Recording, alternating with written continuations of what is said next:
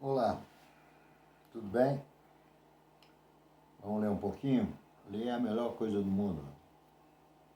Ler só traz coisas boas para a sua vida. Leia 20 minutos por dia. Já pensou a quantidade de livros que você vai ler se você ler todos os dias 20 minutos? Em um ano, quantos livros você vai ler?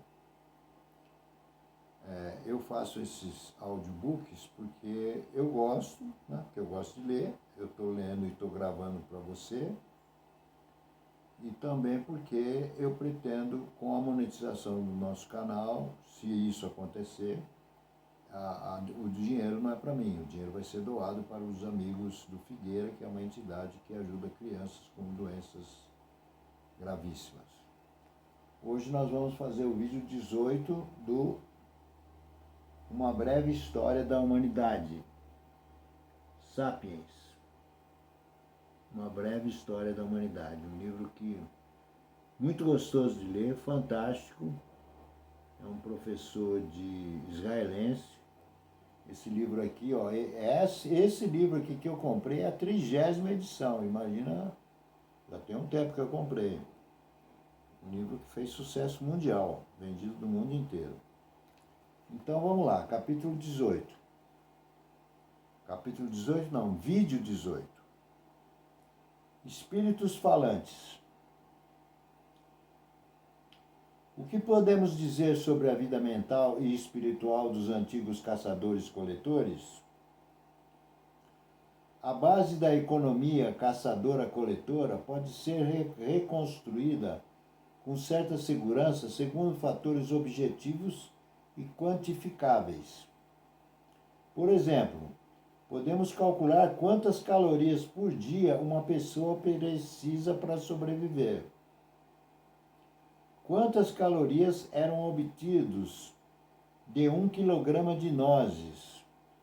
E quantas nozes podiam ser colhidas em 1 quilômetro quadrado de floresta? Com esses dados, podemos fazer uma estimativa fundamentada da importância relativa das nozes em sua dieta. Mas eles consideravam as nozes uma iguaria ou um alimento trivial? Acreditavam que as nogueiras eram habitados por espíritos? Consideravam bonitas as folhas da nogueira? Se um rapaz quisesse levar uma garota para um lugar romântico, a sombra da nogueira era conveniente? O mundo do pensamento, da crença e do sentimento é, por definição, muito mais difícil de decifrar. Vou ler de novo. O mundo do pensamento, da crença e do sentimento é, por definição, muito mais difícil de decifrar. A maioria dos acadêmicos concorda que as crenças animistas eram comuns entre os antigos caçadores-coletores. O animismo, de ânima, alma ou espírito em latim, é a crença de que praticamente todo lugar, todo animal, toda planta e todo fenômeno natural tem consciência e sentimentos, e que pode se comunicar diretamente com os humanos. Desse modo, os animistas podem acreditar que a grande rocha no alto da colina tem desejos e necessidades. A rocha pode se irritar com alguma coisa que as pessoas fizeram e se alegrar com alguma outra ação. Pode advertir as pessoas ou pedir favores. Os humanos, por sua vez, podem se dirigir à rocha para acalmá-la ou ameaçá-la. Não só a rocha, mas também o carvalho ao pé da colina são seres animados. E também o rio que corre abaixo da colina, a nascente na clareira da floresta, os arbustos que crescem à sua volta, o caminho para a clareira e os camundongos, lobos e corvos que bebem ali.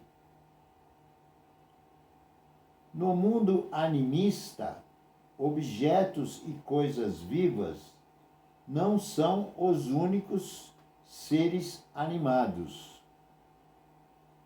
Há também entidades imateriais, os espíritos dos mortos, e seres benévolos e malévolos, do tipo que hoje chamamos de demônios, fadas e anjos. Os animistas acreditam que não existem barreira entre os humanos e outros seres.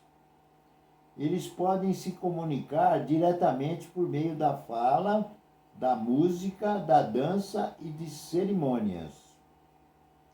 Um caçador pode se dirigir a um rebanho de cervos e pedir que um deles se sacrifique. Se a caçada tiver sucesso, o caçador pode pedir perdão ao animal morto. Quando alguém fica doente, um xamã pode contatar o espírito que causou a doença e tentar pacificá-lo ou afugentá-lo. Se necessário, o xamã pode pedir a ajuda de outros espíritos. O que caracteriza todos esses atos de comunicação é que as entidades sendo abordadas são seres locais. Não são deuses universais, e sim um servo em particular, uma árvore em particular, um rio em particular, um espírito em particular. Assim como não existe barreira entre os humanos e outros seres, tampouco existe uma hierarquia rígida. As entidades não humanas não existem meramente para atender às necessidades humanas. Tampouco são deuses todo-poderosos que governam o mundo a seu bel prazer. O mundo não gira em torno dos humanos ou de qualquer grupo de seres em particular. O animismo não é uma religião específica. É um nome genérico para milhares de religiões, cultos e crenças muito diferentes. O que torna eles animistas é a sua maneira de encarar o mundo e o lugar que atribuem ao homem nesse mundo. Dizer que os antigos caçadores-coletores provavelmente eram animistas é como dizer que os agricultores pré-modernos eram quase todos teístas. O teísmo, de Theos, Deus em grego, é a visão de que a ordem universal se baseia em uma relação hierárquica entre humanos e um pequeno grupo de entidades etéreas chamadas deuses. É com certeza correto afirmar que os agricultores pré-modernos tendiam a ser teístas, mas isso não nos diz muito sobre suas particularidades.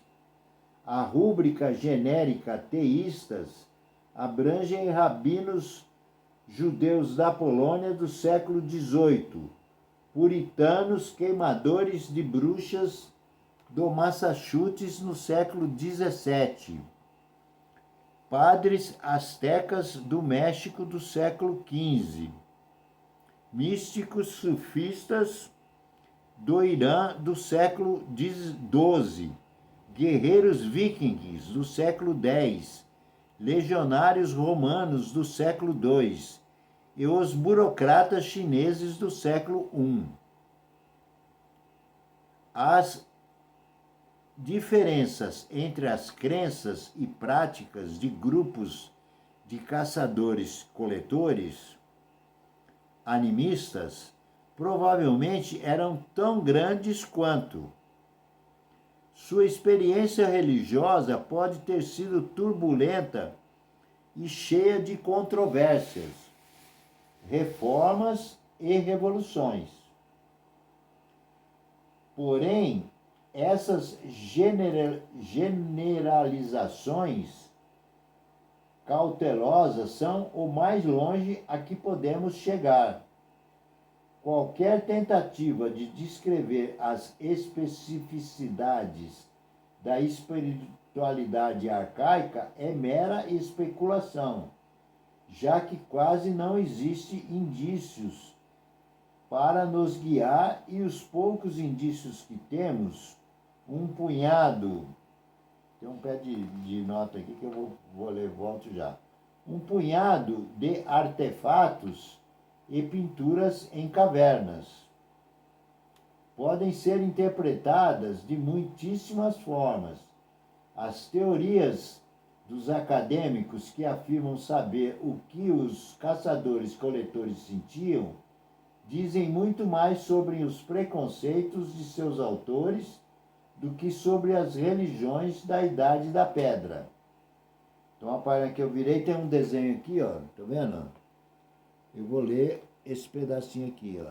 É o pé explicando a foto, o desenho.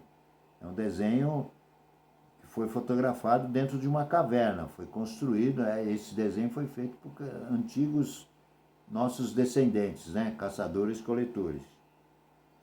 Uma pintura da caverna de Lascaux, 15 a 20 mil anos atrás, é o que ele está dizendo que é essa foto aqui. O que vemos exatamente, qual é o significado dessa pintura? Alguns afirmam que vemos um homem com a cabeça de um pássaro e um pênis ereto sendo morto por um bisão. Aqui, ó. O bisão, né? O cara aqui com o pênis ereto, ó. Alguns interpretaram dessa maneira, né? Sob o homem há outro braço que possivelmente simboliza a alma, libertada do corpo no momento da sua morte. Se for assim, a pintura retrata não um prosaico acidente de caçada, mas a passagem deste mundo para o seguinte. Mas não temos como saber se essas especulações são corretas. É como um teste de Rorschach, revela muito sobre as ideias preconcebidas dos acadêmicos modernos e pouco sobre as crenças dos antigos caçadores-coletores. O que ele está querendo dizer é que isso aqui cada cientista interpretava da sua maneira, porque ele não tinha como provar nada, né? Era um desenho encontrado numa caverna e cada um interpretava do seu jeito. Depois tem um outro desenho aqui, ó, desenho número 8 aqui do livro, é esse aqui, ó. Tá vendo aí, ó? Uma opção de mãos erguidas. Vamos ler aqui o que ele diz desse desenho. Caçadores-coletores fizeram essas impressões de mãos há cerca de 9 mil anos na Cova das Mãos, na Argentina. É como se essas mãos mortas há muito tempo estivessem saindo da rocha e tentando nos alcançar. É uma das relíquias mais tocantes do mundo dos antigos caçadores-coletores, mas ninguém sabe o que significa. Em vez de elaborar um sem número de teorias com base em um punhado de relíquias, pinturas rupestres e estatuetas de ossos é melhor sermos francos e admitirmos que temos apenas noções muito vagas sobre as religiões dos antigos caçadores-coletores.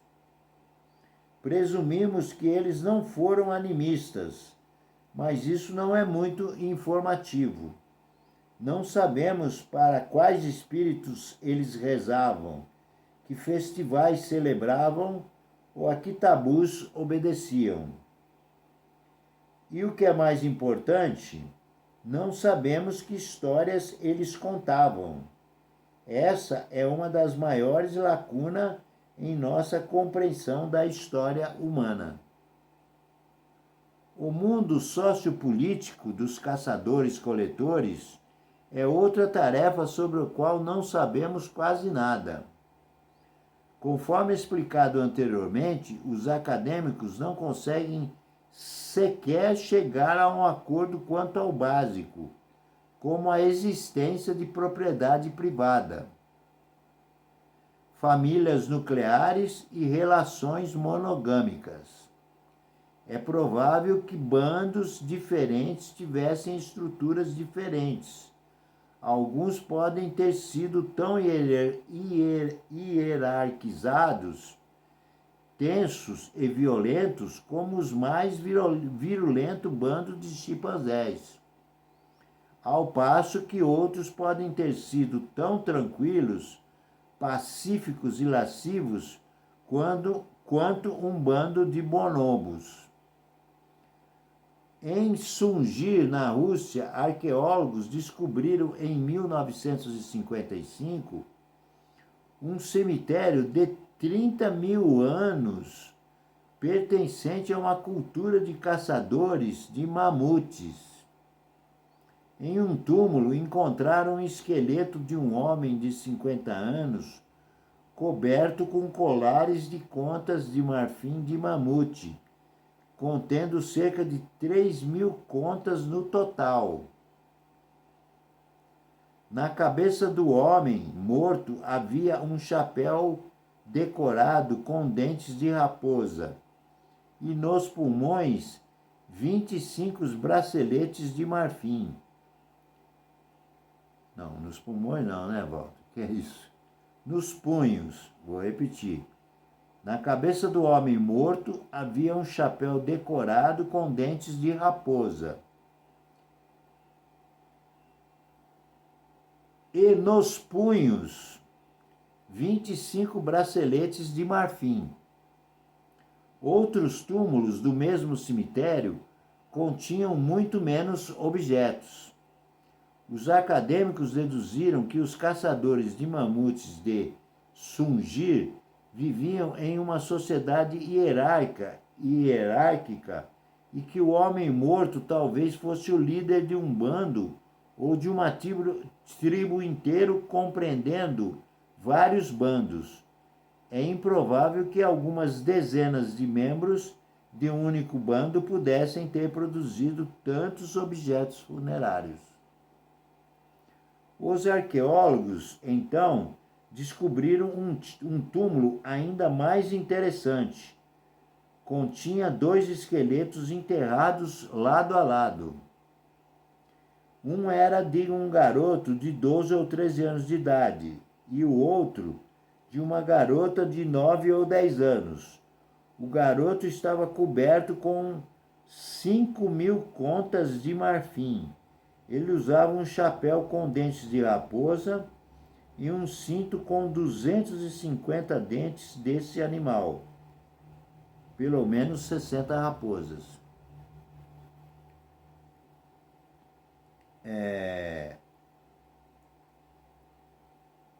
Pelo menos 60 raposas precisaram ter seus dentes removidos para se obter essa quantia. A garota estava adornada com 5,25 mil contas de marfim. Olha só. Ambas as crianças estavam cercadas por estatuetas e vários objetos de marfim. Um artesão ou artesã habilidoso provavelmente precisaria de uns 45 minutos para preparar uma única conta de marfim.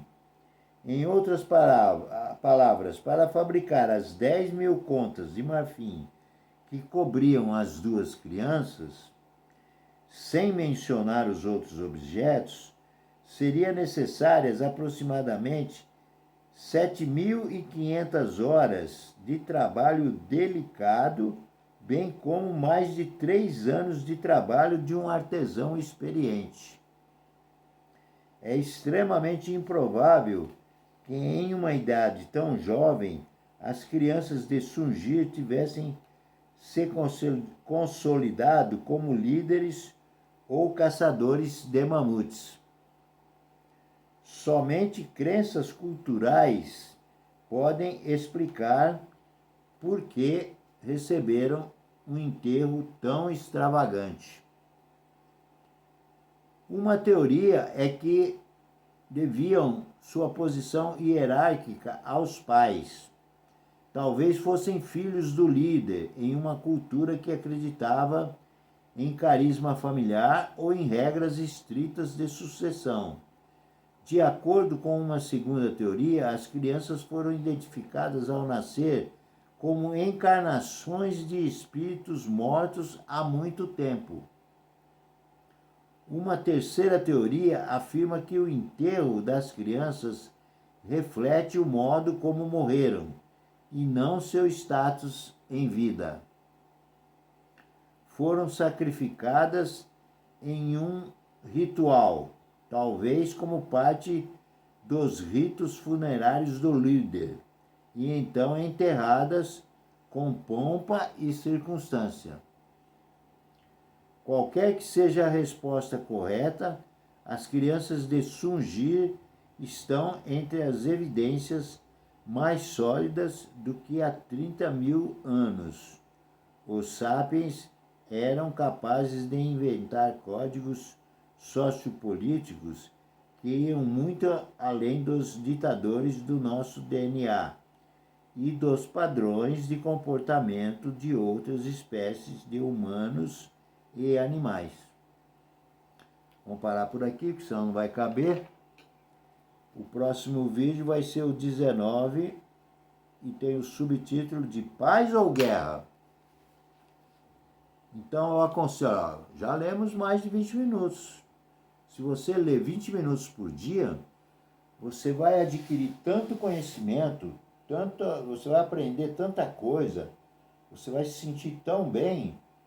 20 minutos por dia, imagina. Quantos livros dá para você ler por ano? Então, se você quiser ler esse livro, aqui embaixo tem o link da onde eu comprei o livro, que foi da Amazon, mas você pode comprar um livro usado, né? Na internet você vai achar livro usado à vontade, mais barato. Pode comprar esse livro usado, que é excelente, excelente. Nós estamos aqui na página 68. Desejo um grande abraço para vocês e o próximo vídeo vai ser o vídeo 19. Aqui, ó, que eu estou lendo, ó. Eu leio, todo dia eu leio. Façam a mesma coisa que vocês vão se dar muito bem. Grande abraço, obrigado, valeu!